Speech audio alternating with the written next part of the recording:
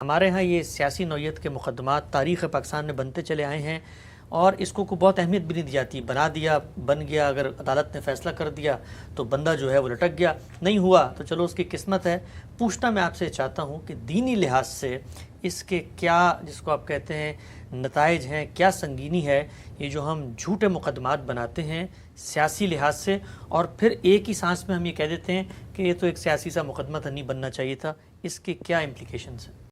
ہمارے دین میں تو جھوٹ کی اس طرح کی کوئی قسمیں نہیں ہیں، نہ جھوٹے مقدمے کی اس طرح کی قسمیں ہیں کہ یہ سیاسی ہے، یہ معاشی ہے، یہ ذرا تفریحاً بنا دیا گیا ہے. یہ بڑا سنگین اور سنجیدہ معاملہ ہے. جب بھی بنایا جائے گا، اگر آپ جھوٹ بولتے ہیں اور انفرادی زندگی میں کہیں کوئی مذاق میں یا کسی بچے کے ساتھ، وہ بھی ایک بری چیز ہے، لیکن اللہ تعالیٰ کہتا ہے کہ اس طرح کی لغویات کو میں معاف کر دیتا ہوں. اس سے آگے بڑھ کر اگر کسی وعدے کے معاملے میں، اگر کسی کمٹمنٹ کے معاملے میں، اگر کسی کاروبار کے معاملے میں، اگر کسی لین دین کے معاملے میں آپ جھوٹ بولتے ہیں تو یہ بہت بڑا گناہ ہے، کبیرہ گناہ ہے. یعنی وہ گناہ ہے کہ جس پر اللہ کے ہاں سخت سے سخت مواخذہ ہو سکتا ہے. اس سے آگے یعنی یہ تو جھوٹ بولنا ہے نا، آپ کوئی فائدہ حاصل کرنے کے لیے جھوٹ بول دیتے ہیں. اس سے آگے بہتان لگاتے ہیں، کسی آدمی پر کوئی ایسا الزام لگاتے ہیں کہ جو سراسر جھوٹ ہے اور آپ جانتے ہیں کہ وہ جھوٹ ہے، نہ آپ نے اس کی تحقیق کی ہے. یا آپ سورہ حجرات کو پڑھیے.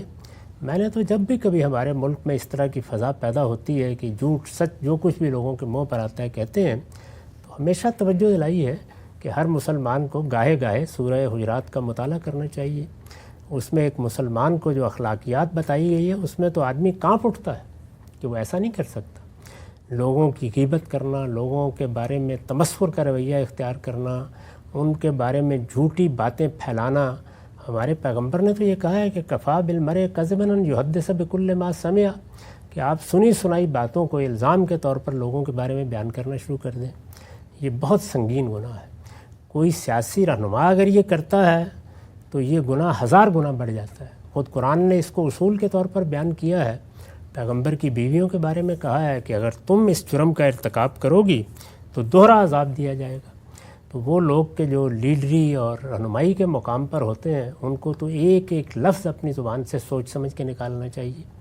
اس سے آگے یہ جو مثال آپ دے رہے ہیں کہ کسی پر کوئی جھوٹا مقدمہ جانتے بوجھتے بنا دیا جائے، تو جھوٹا مقدمہ کس درجے کا بنایا گیا ہے. یعنی آپ دیکھیں کہ ہمارے ملک میں نشہ آور چیزوں کے معاملے میں کیا سزا ہے، موت کی سزا ہے. موت کی سزا دی جا سکتی ہے، تو اس کا مطلب ہے یہ اقدام قتل کا مقدمہ ہے. اس سے آپ مانی یہی ہے. یعنی اگر وہ آدمی اپنی صفائی نہ پیش کر سکتا یا عدالتی لحاظ سے مقدمے کی کمزوریاں نہ نمایاں کر پاتا، تو اصل میں جب مقدمہ بنانے والے ہیں انہوں نے تو اپنی طرف سے مارنے میں کوئی کسر نہیں چھوڑی. تو اس میں اور اقدام قتل میں کیا فرق ہے؟ تو اس لیے یہ بہت سنگین چیزیں ہیں جن کو ہم سیاست میں اڑا دیتے ہیں.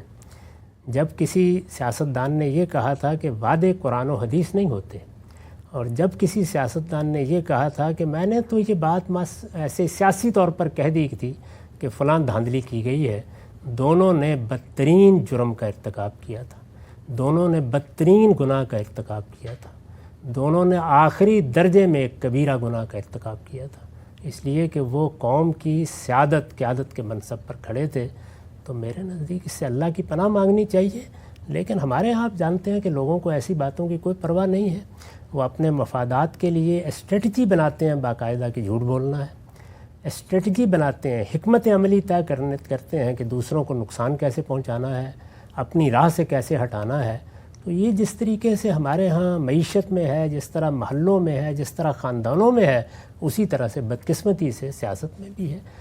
اس کے بارے میں اس کے سوا کیا کہا جا سکتا ہے کہ جس قوم کی رہنمائی ان لوگوں کے ہاتھ میں ہو کہ جن کو اس طرح کے مقدمے بنانے سے بھی ادنا درجے کا تردد نہ محسوس ہو، اور اطمینان سے بعد میں اعتراف کر لیں کہ یہ تو ایک جھوٹا مقدمہ تھا اور ہمیں معلوم تھا کہ یہ جھوٹا مقدمہ ہے.